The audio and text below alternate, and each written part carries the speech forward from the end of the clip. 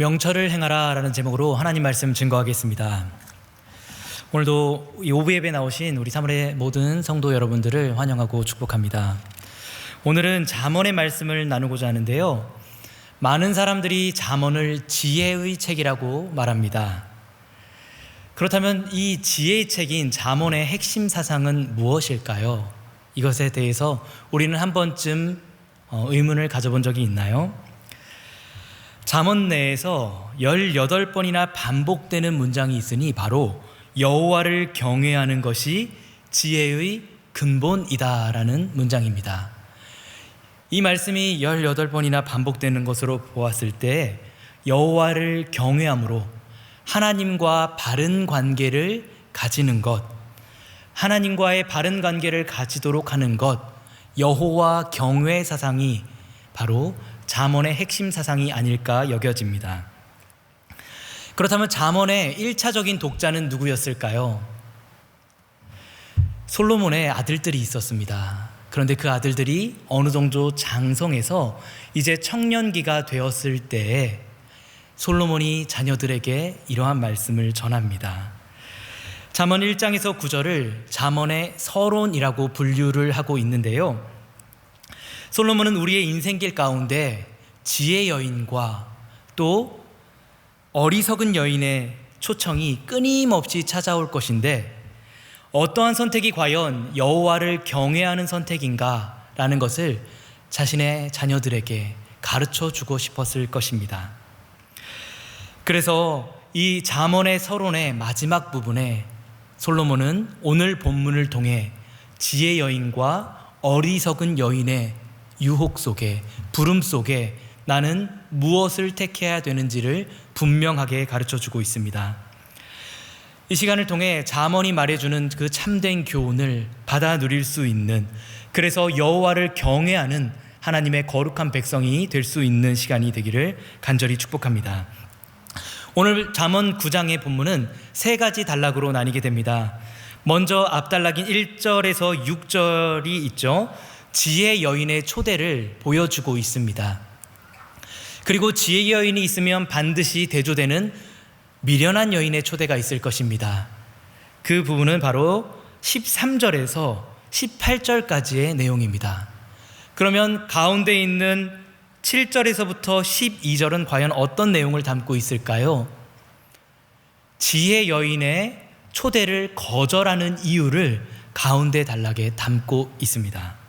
이러한 순서를 따라 오늘 본문을 차례대로 한번 살펴보겠습니다. 먼저 1절에서 6절입니다. 지혜가 집을 짓고 많은 사람들을 초대하고 있습니다. 짐승을 잡고 7기둥의 집으로 집을 짓고 짐승을 잡고 포도주를 준비했습니다. 상을 차리고 이 잔치를 준비한 모습은 든든한 집을 짓고 많은 사람들을 초대하는 귀한 자리입니다. 지혜가 집은 집의 특징은 완전수로 상징되는 7기둥, 7을 사용한 기둥으로 지은 집입니다. 그 어떠한 풍파가 다가와도 무너지지 않을 집인 것이죠. 높은 산 위에 성전과도 같은 이미지였을 것입니다.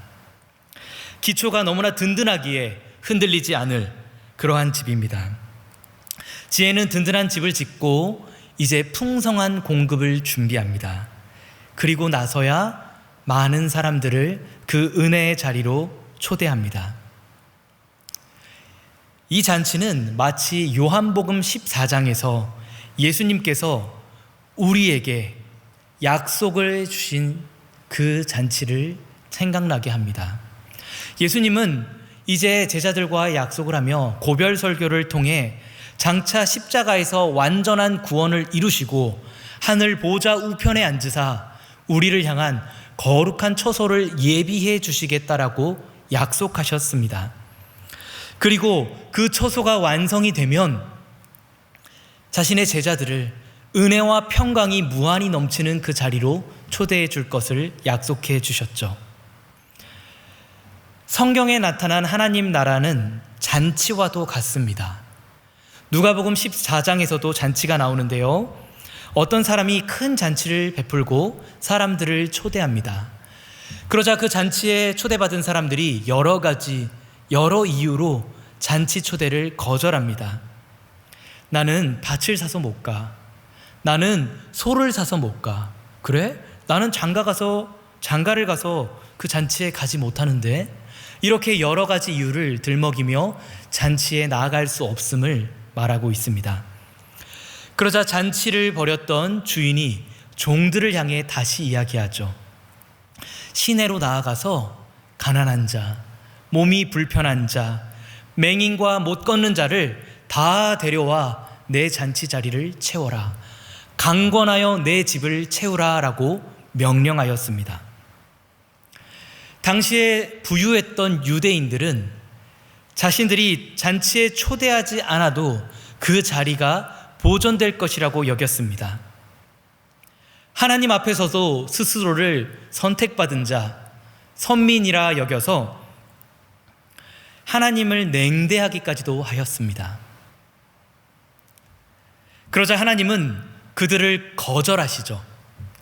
종들을 통해 천국 잔치에 적합한 손님을 다시 불러오도록 초대하는데 그들이 누구였습니까? 가난한 유대인, 궁핍하고 더 나아가 멸시천대받던 이방인들이었습니다. 이렇게 하나님은 아무런 차별 없이 우리를 잔치로 초대합니다. 그리고 오늘 9장의 본문 지혜 여인도 아무런 차별 없이 우리를 지혜가 버린 잔치자리로 초대합니다. 중요한 것은, 공통점은 그 잔치에 초대받은 자들이 그 초대를 받아들이는 자들만에게 그 귀한 자리가, 준비된 모든 것이 허락된다는 것입니다. 오늘 우리는 지혜가 준비한 모든 구원잔치에 나아가 완전한 은혜의 공급을 받아 누리기를 원하고 있습니까? 아니면 그 초대를 나는 이미 구원받았는데 라고 여기며 때로는 외면하고 있습니까? 간절히 바라기는 이 시간 함께 예배드리는 모든 성도들이 예배의 자리, 또 전도의 자리, 선교의 자리, 기도의 자리, 우리를 부르시는 모든 잔치 자리로 나아가 완전한 구원과 은혜의 풍족한 공급을 받아 누릴 수 있기를 간절히 축복합니다. 또 한 가지 생각해 볼 것은, 우리 교회가 우리의 이웃과 세상을 향해 구원으로의 초대를 외치는 교회인가라는 것을 한 번쯤 되새겨봐야 할 것입니다. 우리는 지혜의 초대를 받고 이 자리로 나온 하나님의 구원 백성들, 우리의 이웃들, 연약한 자들, 새 가족들을 끊임없이 환대하고 그들을 환영하고 있습니까? 가난한 자, 억눌린 자, 병든 자, 세상에서 소외받는 자들을 환영하고 환대해주고 있습니까? 영국의 선교학자였죠. 레슬리 뉴비기는 교회를 향해 지역사회 속에 눈에 보이는 성경 해석학이라고 교회를 설명했습니다. 교회가 지역사회 속에 눈에 보이는 성경 해석학이라 설명한 것이죠. 우리의 이웃들은 성경을 직접 펼치고 읽지 않기에 교회의 모습을 바라보고 성도들의 모습을 바라보고 성경에 무엇이 기록되어져 있는가를 깨닫게 된다는 것입니다. 우리 얼마 전에 1청과 2청년부에서 썸데이를 진행했지요. 그리고 우리 광고에 나온 바와 같이 또 다음 주에 우리 청년 3부와 장년부의 썸데이가 계속해서 진행되고 있습니다. 태신자를 작정하고 이 자리로 초대하고 또 많은 이들을 정말 주의 곁으로 인도하고자 우리의 열심을 보이고 있습니다. 그러나 많은 사람들이 우리가 그렇게 나아가 초대할 때 여러 이유로 이 자리에 나오지 못하는 모습을 바라볼 때 우리는 얼마나 안타까운 마음을 가지고 있습니까? 그러나 그 자리에서 포기하면 되지 않습니다. 잔치 주인이 강권하여 내 집을 채우라 라고 말했던 것과 같이 주인의 명령을 따라 끝까지 잔치 자리를 채우려 노력했던 그 종들의 자세가 바로 우리들의 자세가 되기를 원합니다. 그 자세가 우리 가운데 나타났다면 지혜의 초대를 받은 우리의 수많은 이웃들이 이 자리로 나와 그 지혜 잔치에 참여하며 풍성한 은혜의 공급을 받아 누리는 날이 속히 다가오지는 않을까요?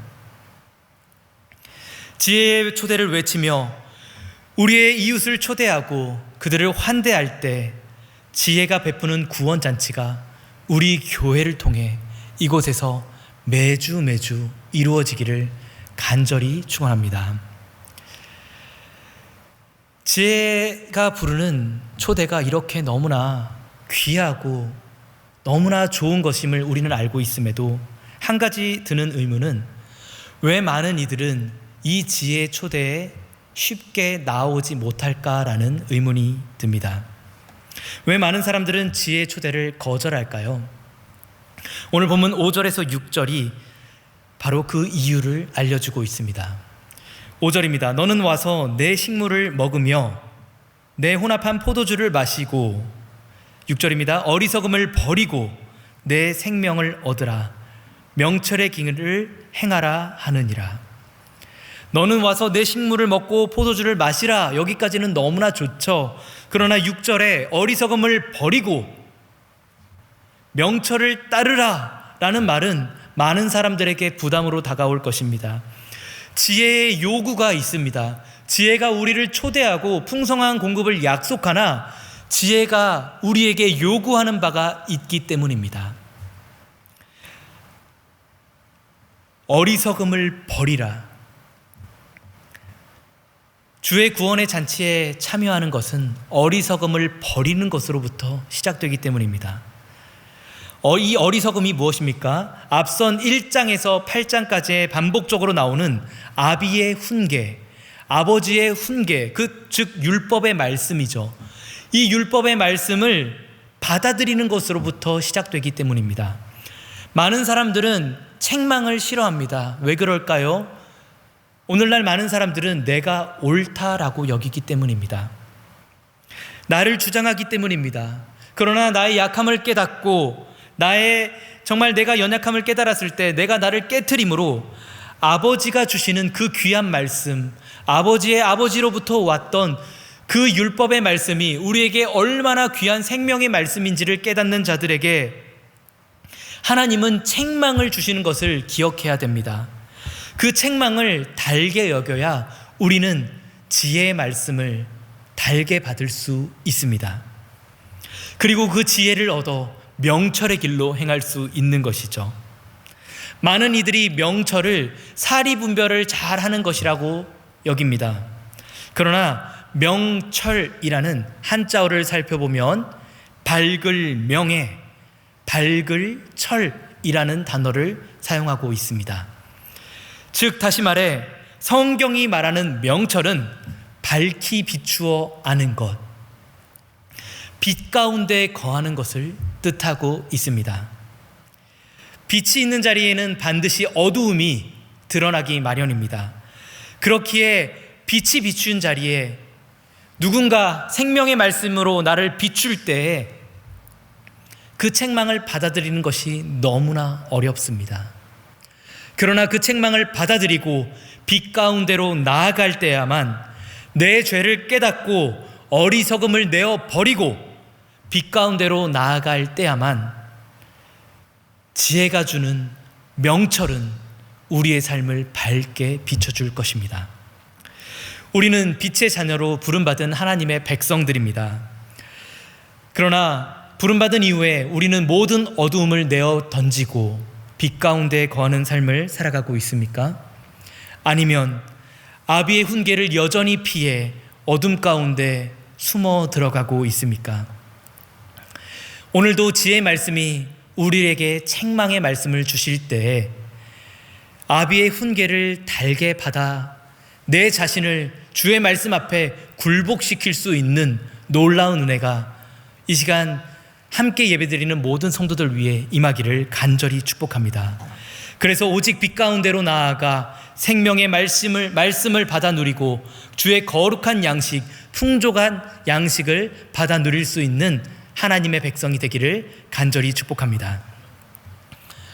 이어서 살펴볼 내용은 이제 후반부입니다. 13절에서 18절까지의 지혜 여인과 대조되는 미련한 여인의 초대를 살펴보고자 합니다. 그 내용이 어떨까요? 미련한 여인의 초대는 어떠한 내용일까요? 13절에서 15절을 다시 한번 읽겠습니다. 제가 읽겠습니다.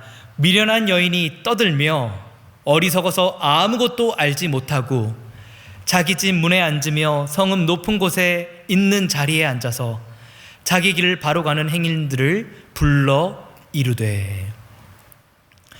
지혜 여인의 이 화법은 미련한 여인의 화법은 지혜 여인의 화법과 너무나 비슷한 맥락을 보이고 있습니다. 그러나 그 내용을 하나하나 자세히 살펴보면은 알찬 내용이 하나도 없음을 발견하게 되죠. 먼저 지혜 여인과 대조되게 미련한 여인의 집은 기둥도 없는 집입니다. 언제 무너질지 모르는 집에서 열심히 떠들고 있다는 것이죠. 근거할 내용이 하나도 없음에도 끊임없이 외치고 있습니다. 우리 빈수레가 요란하다는 속담을 모두 아시죠? 아무것도 아닌 것, 빈 깡통이 달그락달그락 내는 소리가 너무나 크다는 것입니다. 이 주변에 살펴보니 미국에서 오래 살다 오신 분들은 그 넓은 대륙에 살았기 때문에 미국에 대해서 무엇인가 물어볼 때 자기가 살았던 동네 외에는 잘 모른다라고 겸손하게 답변해주는 모습을 발견하게 되었습니다. 그런데 잠깐 일주일, 2주일 아니면 한 달 살기 정도 하고 온 우리 여행객들에게 미국에 대해서 물어보면 그 말이, 그 무용담이 끊임없이 나오는 것을 발견하게 됩니다. 마치 자신이 그 큰 미국 대륙과 아메리카 대륙과 그 미국의 수백 년 역사를 다 안다라고 말하고 있는 듯한 모습을 보이고 있다는 것입니다. 잠시 동안 여행을 가서 그곳에 거주하며 살아가는 사람들의 문화 양식, 모든 고충을 그들이 다 알 수 있을까요? 결코 그렇지 않습니다. 일부분만을 바라보고 그것만을 이해하고 경험하고 열심히 그것이 전부인 양 소개하는 것입니다. 한강소리, 이 앞에 한강이 넓게 흐르고 있죠? 한강에 가서 그 소리를 들어보셨나요? 철썩 철썩. 가까이 가서 들어봤자 그런 소리밖에 나지 않습니다. 한 걸음 멀리 떨어져서 보면 아무 소리도 나지 않는 것 같습니다. 그런데 작은 시냇물에 가면 동요의 가사와 같이 시냇물은 졸졸졸졸 끊임없이 소리를 내고 흐르고 있습니다. 그 소리가 어찌 큰지 시냇물에서는 잠도 잘 잘 수가 없는 것 같습니다.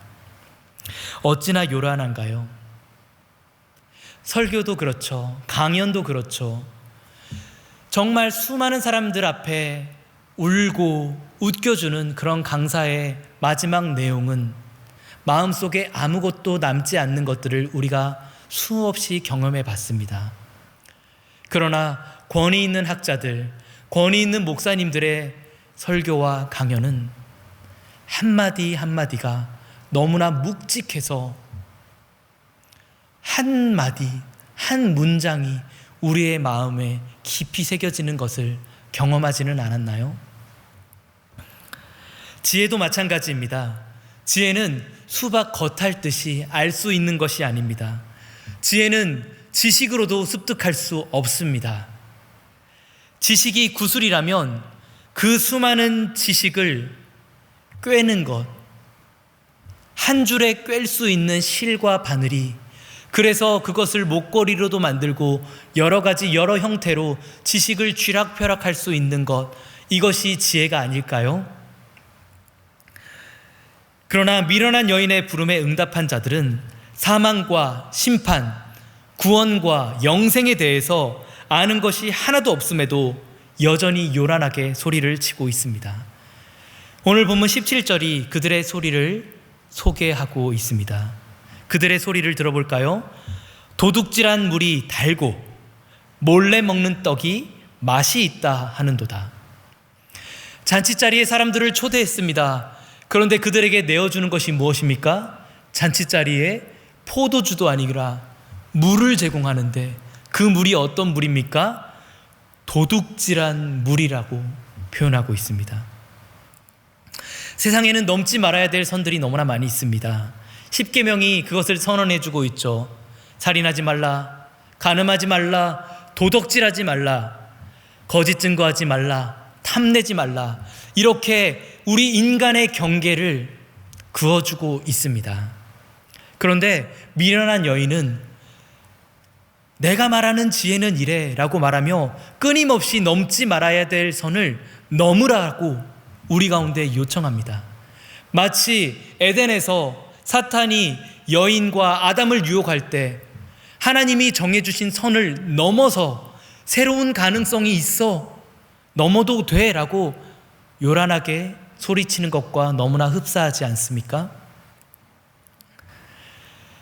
미련한 여인은 넘지 말아야 할 선을 끊임없이 요구하며 아비의 훈계를 멸시하라고 우리에게 요청하고 있습니다. 또한 문학적으로 볼 때 몰래 먹는 떡, 도덕질한 물, 17절이 묘사하는 이 모든 식사 자리는 고대의 문학적으로 바라볼 때 성적인 뉘앙스를 담고 있습니다.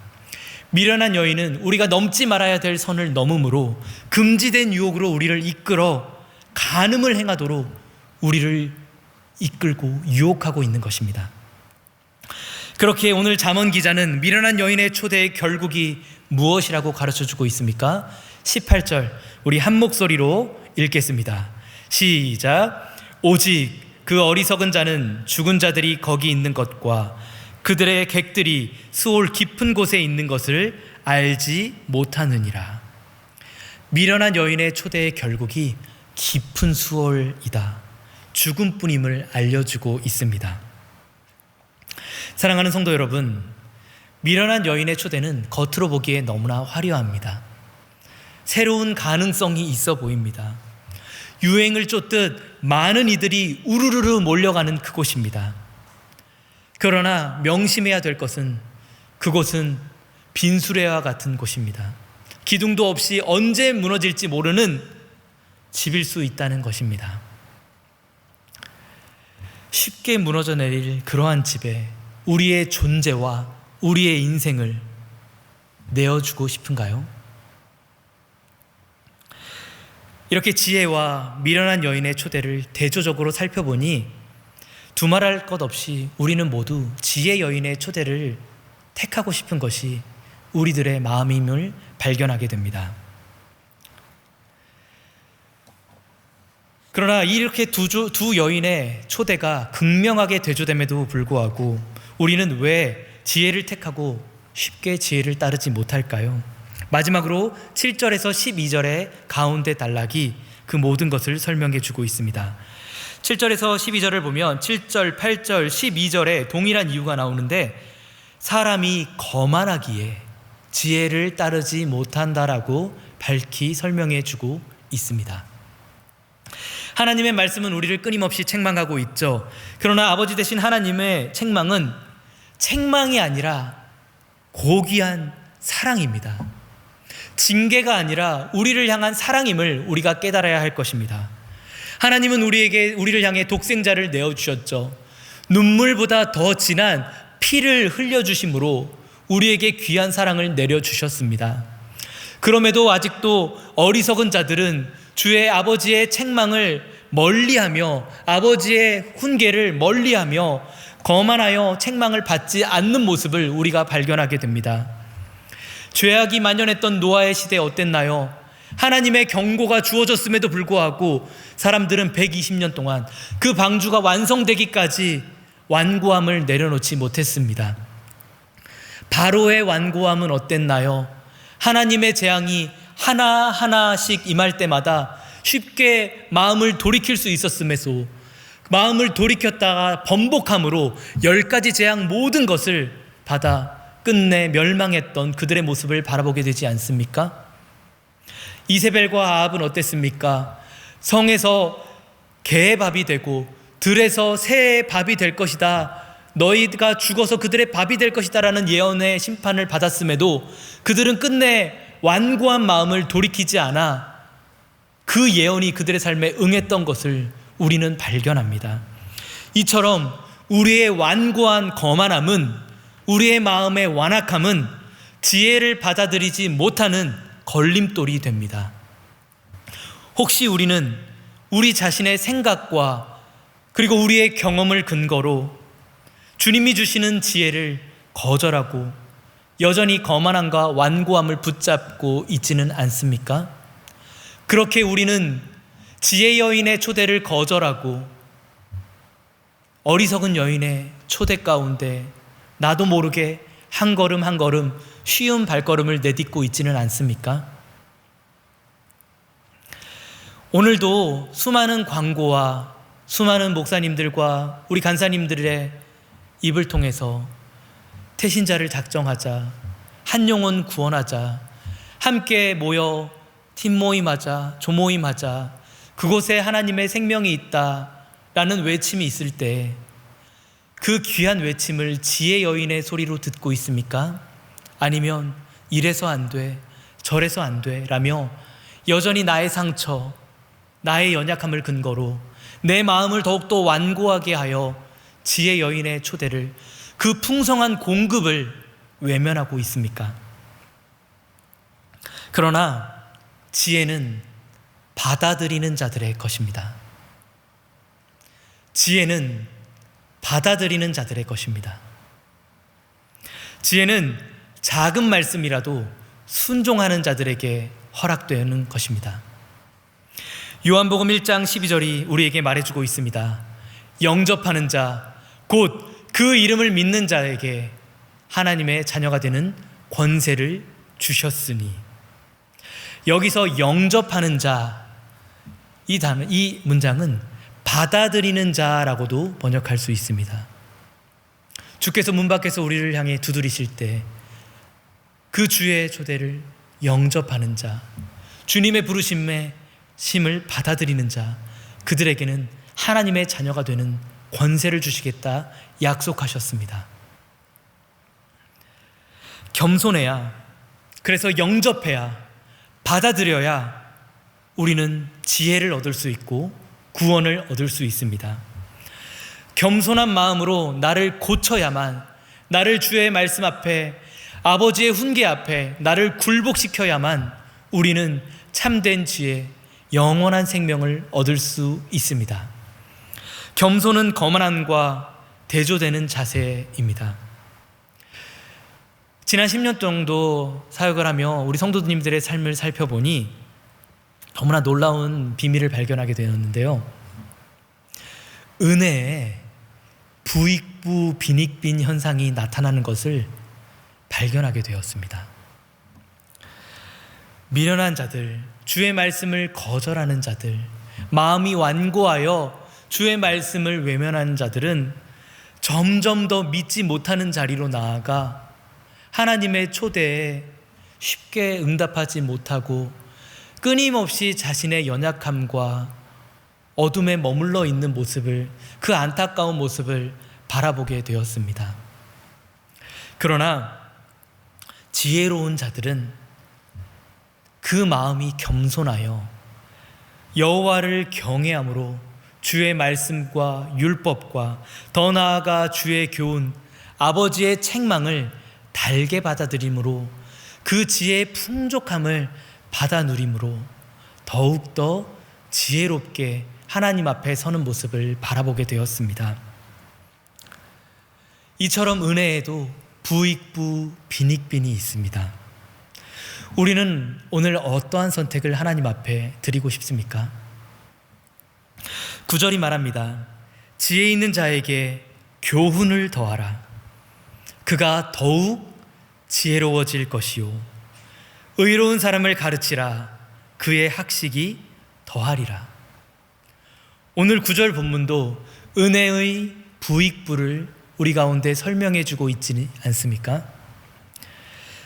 이렇게 은혜가 더 은혜의 자리로 이끌어 더 우리가 주님 앞에 지혜로운 삶을 살아가게 될 때 그 지혜의 결국이 무엇인지를 오늘 본문 11절이 우리에게 결론을 내어주고 있습니다. 우리 11절 함께 읽겠습니다. 시작. 나 지혜로 말미암아 내 날이 많아질 것이요 내 생명의 해가 내게 더하리라. 11절은 우리 가운데 장수를 약속해 주고 있습니다. 장수를 넘어 내 날이 많아질 것이요 내 생명의 해가 내게 더하리라 라며 영생을 우리 가운데 약속해 주고 있습니다. 하나님의 자녀가 되고 그 하나님의 자녀가 누릴 수 있는 영생, 땅에서 살아서 영원토록 죽지 아니하고 육신으로 죽어서도 영원히 주와 함께 다시 살 수 있는 그 영생이 지혜의 초대를 받아들인 자들의 결국이라는 것입니다. 겸손한 자라야 지혜를 받아들일 수 있고 생명의 날을 영원 무궁하도록 허락받을 수 있습니다. 그러한 놀라운 은혜가, 은혜의 부익부 현상이 이 자리 예배드리는 우리 사랑하는 모든 성도들 위해 충만하게 임하기를 간절히 축복합니다. 말씀 정리하겠습니다. 오늘 9장은 솔로몬의 아들들이 어떠한 선택을 했는지, 아버지의 훈계를 받아 어떠한 선택을 했는지를 보여주고 있지 않습니다. 이를 열린 결말이라고 합니다. 다시 말해 선택은 이 아비의 훈계를 듣는 자들의 몫이라는 거죠. 하나님은 오늘 우리에게 하나님 아버지로서 독생자를 내어주신 그 눈물보다 진한 피를 내어주신 아버지로서 우리에게 말씀의 훈계를 내어주셨습니다. 지혜 여인과 미련한 여인의 초대 가운데 무엇을 선택하겠느냐? 선택은 우리의 몫입니다. 간절히 바라기는 오직 여호와를 경외함으로 금지된 욕망의 유혹을 이겨내고 완고한 내 마음을 주의 말씀 앞에 굴복시키며 날마다 주님 앞에 무릎 꿇어 지혜의 여인의 부름을 택할 수 있는 지혜로운 하나님의 백성이 되기를 간절히 축복합니다. 오늘 본문 10절이 마지막으로 말합니다. 오직 여호와를 경외하는 것이 지혜의 근본이요 거룩하신 자를 아는 것이 명철함이니라. 경외는 하나님을 두려워함으로 하나님의 눈앞에 날마다 서는 것을 의미합니다. 우리가 드리는 모든 예배가 하나님 앞에, 하나님의 눈앞에 서는 자리입니다. 더 나아가 예배를 마치고 우리가 이 예배당을 나서 세상으로 나아갔을 때 우리가 삶에서 드리는 모든 예배가 하나님 앞에, 하나님의 눈앞에 서서 하나님을 경외하는 자리입니다. 그렇기에 지혜자의 삶은 말씀과 찬송과 기도의 메인 삶입니다. 그렇게 말씀과 기도와 찬송에 매여서라도 지혜의 초대에 응할 수 있다라면 우리는 이번 한 주간의 우리의 삶이 말씀과 찬송과 기도에 매여 지혜의 초대를 붙잡는 삶으로 우리 자신을 내어드리지 않아야 되겠습니까? 그리하여 하나님 앞에 서서 주의 빛 가운데 거하여 명철을 행하며 지혜가 약속해 준 모든 복락을, 풍성한 은혜의 공급을 주의 반석 위에서 누릴 수 있는 하나님의 거룩한 백성이 되기를 축복합니다. 그러한 놀라운 복이 이 시간 우리 성도들에게 임하기를 간절히 축복하며 우리 시간 함께 말씀 기억하며 함께 찬양을 부르겠습니다. 시선이라는 찬양을 부를 텐데요, 모든 시선을 내게로부터 들어 주님을 바라보길 원합니다. 그때 주님의 삶과 하나님의 나라를 내게 이루어 주시옵소서. 함께 우리가 말씀 기억하며 이 찬양을 고백하고 기도로 예배 마치겠습니다.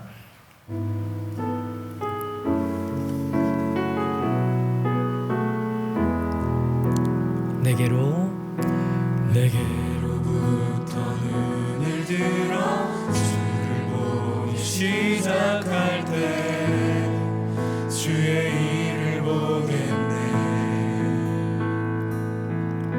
내 작은 마음 돌이키사 하늘에 꿈꾸게 하네.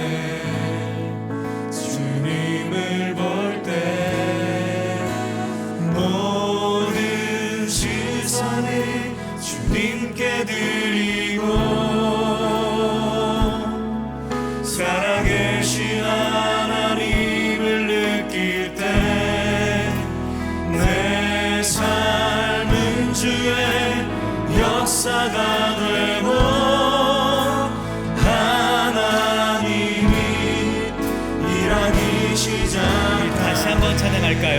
1절부터 찬양하겠습니다. 내게로부터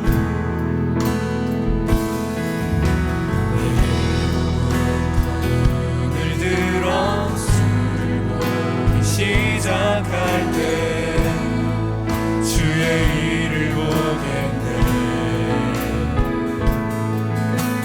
자꾸만 돌이키사 하늘에 꿈꾸게 하네. 주님을 볼 때 모든 시선을 주님께 드리고 살아계신 하나님을 느낄 때 내 삶은 주의 역사가 되고 하나님이 일하기 시작하네. 우리 2절 찬양하겠습니다. 성령이 나를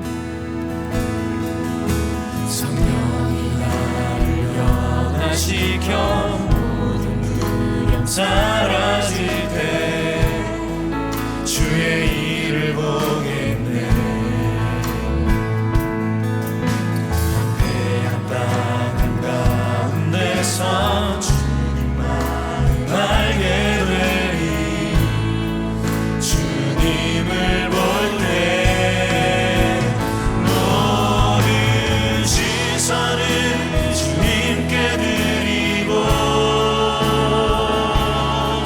전능하신 하나님을 느낄 때 세상은 주의 나라가 되고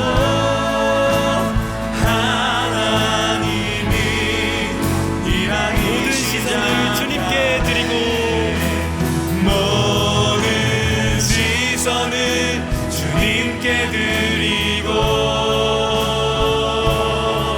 전능하신 하나님을 느낄 때 세상은 주의 나라가 되고 하나님이 다시 한번 찬양하겠습니다. 모든 시선을 주님께 드리고 전능하신 하나님을 느낄 때 세상은 주의 나라가 되고 하나님이 일하기 시작하네. 우리 시간 합심해서 함께 기도하겠습니다. 하나님, 오늘도 지혜가 우리를 초대합니다. 지혜의 말씀이 아버지의 훈계가 우리를 초대할 때, 우리를 책망할 때 우리의 완고함을 모두 다 내어놓고 여호와를 경외함으로 주님을 따르는 자들이 되게 하여 주시옵소서. 이번 한 주간에 우리의 삶도 세상의 초대를 거부하며 음녀의 초대를 거부하며 우리의 완악함을 다 내려놓고 하나님의 말씀과 뜻을 따르는 자들이 되게 하여 주시옵소서.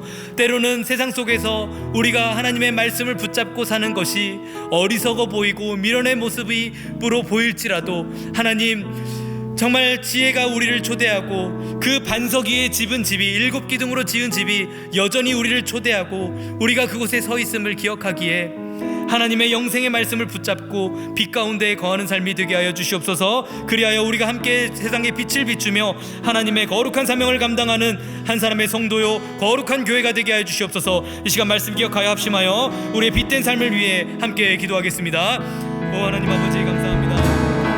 연약하고 부족한 이 미련한 우리를 하나님의 말씀으로 다시 한번 깨우쳐 주시사 아버지의 은혜로 우리를 깨우쳐 주시사 주의 말씀 앞에 무릎을 꿇게 하게 해주는 은혜를 너무나 감사합니다. 하나님, 여전히 우리는 부족합니다. 여전히 우리의 마음은 완고합니다. 그래서 하나님의 말씀보다 세상의 지혜를 더 기울이 기울이며 하나님의 거룩한 나라의 영광보다 이 세상 가운데 정말 무엇을 먹고 무엇을 마실지 더욱더 집중하는 우리들의 연약한 삶을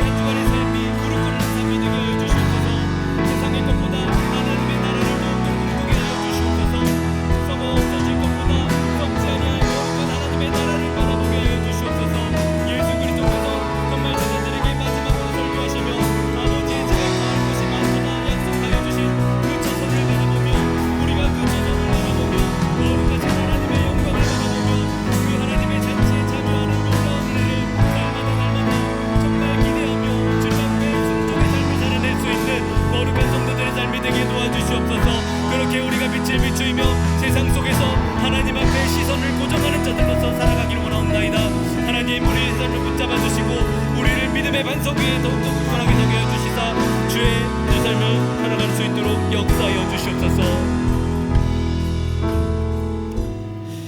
하나님 아버지 감사합니다. 연약한 우리들의 삶 가운데 오늘도 주의 삶을 비춰주시고 주의 지혜를 깨닫게 하여 주시니 너무나 감사합니다.